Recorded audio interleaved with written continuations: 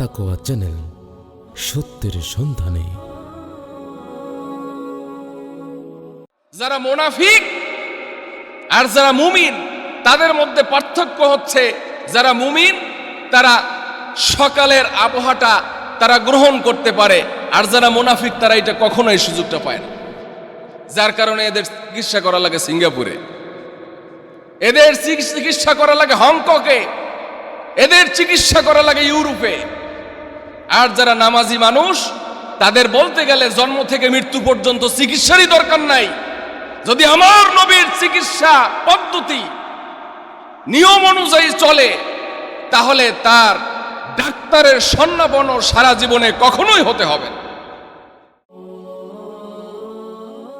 আত্মাকোয়া channel, সত্যের সন্ধানে।